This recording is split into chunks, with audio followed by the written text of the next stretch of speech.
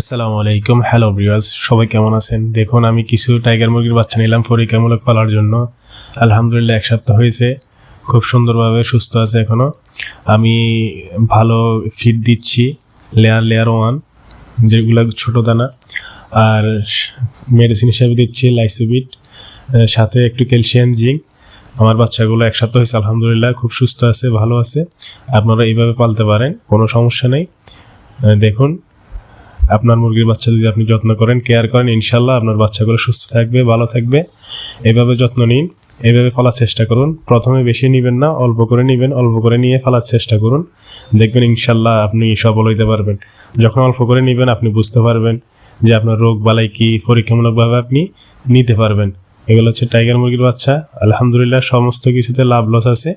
ফেলে দেখুন, যারা পালার শখ আছে তারা এইভাবে প্রথমে অল্প সংখ্যক নিয়ে পালতে পারেন।